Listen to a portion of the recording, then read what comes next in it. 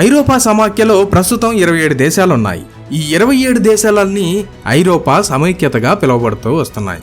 అదేంటి, ఇంతకుముందు మృగం అనగా రోమ్ రాజ్యం అన్నారు, ఇప్పుడేమో ఐరోపా రాజ్యం అంటున్నారు. ఎలా అని కన్ఫ్యూజ్ అవ్వకండి. క్రీస్తు శకం 1వ శతాబ్దంలో ఇప్పుడున్న కొంత ఐరోపా ప్రాంతం రోమన్ చక్రవర్తి అధికారంలో ఉంటూ పాలించబడేది. ఇప్పుడు సపరేట్గా ఉన్న కొన్ని ఐరోపా దేశాలు ఒకప్పటి రోమన్ రాజ్యంలోని భాగమే. మన కాలంలో అవి వేరుగా ఉన్నాయి. కానీ అపోస్తలుడైన యోహాను గారు ప్రకటన గ్రంథం రాస్తున్న సమయానికి అవి అన్నీ ఒకే రాజ్యంగా ఉన్నాయి. ప్రకటన గ్రంథం 13వ అధ్యాయము 18వ వచనంలో ఉన్న మృగం, 17వ అధ్యాయము 12వ వచనంలో ఉన్న మృగం యోహాను కాలంలో ఒక్కటే. అది రోమన్ సామ్రాజ్యమే. ఉదాహరణకి పాకిస్తాన్ ఒకప్పుడు భారతదేశంలోని భూభాగమే అంటారు. ఇప్పుడు భారతదేశం, పాకిస్తాన్ అని 2 దేశాలుగా ఉన్నాయి. ఇప్పుడు మనం చూసే ఐరోపా దేశాలు ఒకప్పుడు రోమన్ ప్రాంతాలలో భాగంగా ఉండేవి. ఇప్పుడున్న ఐరోపా దేశాలు కూడా మృగం కిందకే వస్తాయి.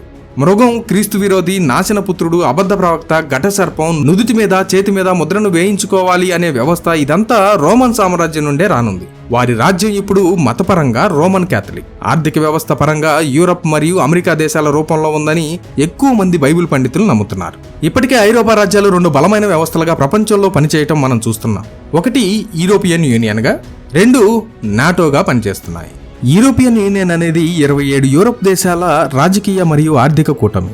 ఇది 1950లో 2 ప్రపంచ యుద్ధాల తర్వాత శాంతిని, సహకారాన్ని పెంపొందించుకోవడానికి ఏర్పడింది. నాటో అనేది సైనిక కూటమి. 1949లో స్థాపించబడింది. దీని లక్ష్యం సభ్య దేశాల భద్రత మరియు రక్షణ.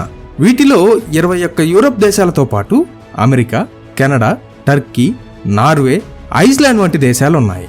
యూరప్ దేశాలు శాంతి, స్థిరత్వం, ఆర్థిక అభివృద్ధి, భద్రత మరియు సాంస్కృతిక సహకారం కోసం కూటములు ఏర్పాటు చేసుకున్నాయి. 2 ప్రపంచ యుద్ధాల తర్వాత యుద్ధాలను నివారించడానికి ఈ దేశాలు కలిసి పనిచేయడానికి నిర్ణయించాయి. దీని ద్వారా శాంతి మరియు స్థిరత్వాన్ని కాపాడుతున్నాయి. యూరోపియన్ యూనియన్ లాంటి కూటములు ఉచిత వాణిజ్యం, ఉమ్మడి మార్కెట్, యూరో వంటి ఉమ్మడి కరెన్సీ ద్వారా ఆర్థిక ప్రయోజనాలను అందిస్తాయి. నాటో వంటి సైనిక కూటములు శత్రువుల బెదిరింపుల నుండి రక్షణ కల్పిస్తాయి. ఒక దేశంపై దాడి జరిగితే అందరూ కలిసి సహాయం చేస్తాయి. అలాగే విద్య, పరిశోధన, సాంస్కృతిక వైవిధ్యాన్ని ప్రోత్సహించడం ద్వారా యూరప్ దేశాలు కలిసి అభివృద్ధి చెందుతున్నాయి.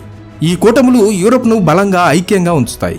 వీరి ఐక్యత వలన ప్రపంచంలో కొంచెం బలమైన ఆర్థిక వ్యవస్థగా ఉన్నారు.